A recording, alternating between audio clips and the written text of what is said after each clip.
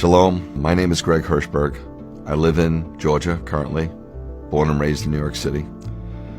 64 years old. When I was a little boy, I was raised in a very Jewish family. I was raised Orthodox, walked to my synagogue every Shabbat, went to Hebrew school 2 days a week. It was pretty austere. My mom sat behind the curtain. My dad wasn't too into it, as I could tell, but he loved my mom, and my mom was Orthodox, so he went along with it. I knew I was a Jew, and there's something special about being a Jew. A Jew isn't just a religion, it's a nationality. When I'd be hanging around with friends and somebody say, I'm Puerto Rican, or I'm Italian, I'd always say I'm Jewish. But then I got to a point, there was so much anti-Semitism in the Bronx that I didn't want to be Jewish anymore. I'm not so sure I was ever tied into Judaism, to be honest with you. So I got pulled into some Eastern cults. I got very involved in martial arts. Martial arts sometimes is just not a sport, it's a religion.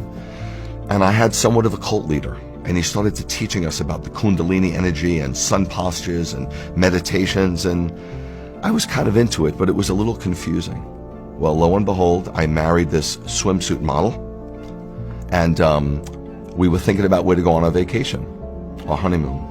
And this cult leader, if you will, and I don't know what else to call him because it was a cult, he said, you need to go to Israel. And he was so influential in my life, such a powerful influence, that I thought, Israel?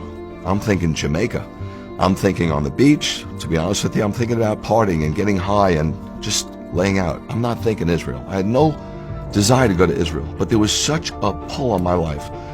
This is hard for you to believe, but the next day I was on the train going to work, going to Manhattan, and I sat next to somebody who I never saw before, and they said, have you ever thought about going to Israel? So I'm not the sharpest tool in the shed, but I'm no bowling ball either. So I decided maybe I should go to Israel. But I was so convinced that I was going to have a lousy time in Israel that I put a week of the Greek Isles on the back end of the trip. We go to Israel, my wife and I at the time, right, get married, go to Israel, leave New York City on an El Al flight, get into Ben Gurion Airport, and we immediately take a flight to Eilat. I was scuba diving in the Red Sea. We were water skiing on top of the Red Sea. We were going out to restaurants, partying, dancing, having a great time. Then we came to Jerusalem about 5 days later. There's an Armenian corner and a Christian corner and a Muslim corner, and it was shocking to me. And I didn't really enjoy it, but we went out to some great restaurants. We just saw some sights on our own. We're having a pretty good time, but I'm thinking, I got to get to Greece. Well, we had 1 day left. 1 day left to the trip. And I said to my wife, let's get a car and let's go up north. And so she said, why? I said, I don't know. She goes, no. She goes, where do you want to go? I said, I remember hearing something about a place called Tabor, a mount where something pretty special happened. Let's just go there. So we drove up, and we didn't know where we were going, so there were hitchhikers. It was 1989. So a guy was hitchhiking. And so I took him where he was hitchhiking, and I look over to the left, and I see this mount.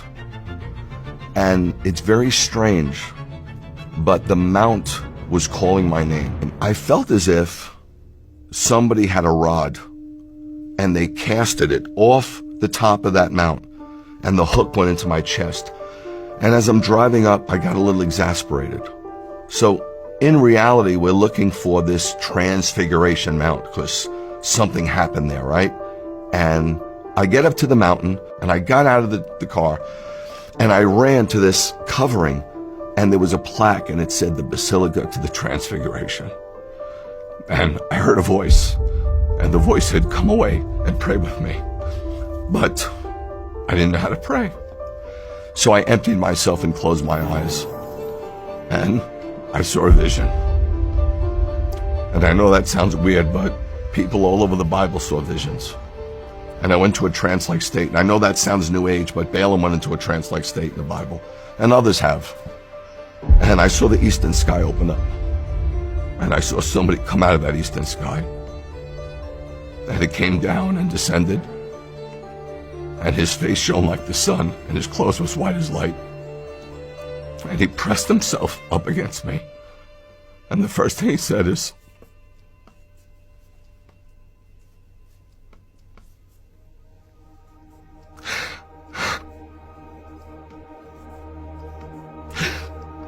I love you. And I remember crying for a really long time. My wife says maybe it was about 20 minutes. And I looked back, and it wasn't tears of joy, and it wasn't tears of pain. It was like a sanctification. It was like a cleansing. Like all the crap, all the Eastern thought, all the nonsense, all the religion just came out of me. I didn't know anything about the Holy Spirit. I didn't know that God can enter your heart and live in your tabernacle. So I thought God was on the mountain. And I remember talking to God and saying, I'm so sorry that I have to leave. I don't want to leave. But I hope one day I can come back here. 2 kids from the Bronx, punk kids from the Bronx, go to Israel on their honeymoon to party. And we come back born again, saved, knowing Yeshua as our Messiah.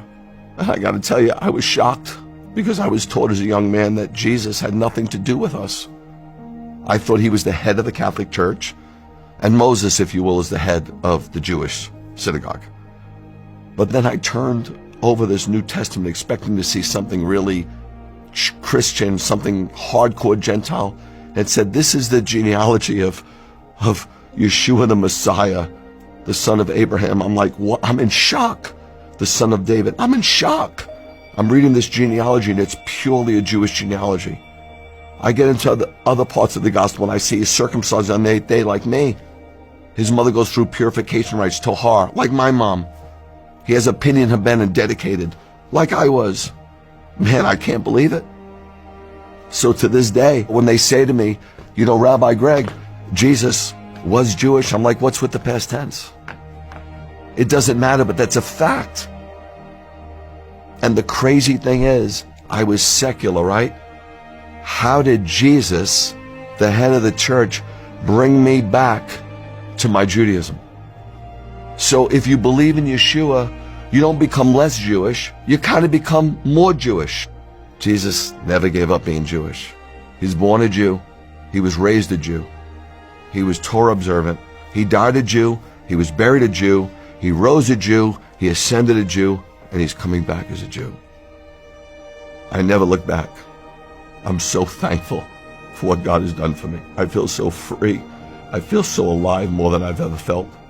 And you get to a place, man, when you meet Yeshua, where he becomes enough. And I'm here to tell you, if God isn't enough, nothing will be enough. You'll search and search and search the world over. You'll go from one high to the next. You'll go from one thing to the next. But when you meet him, all bets are off. It's done. The search is over.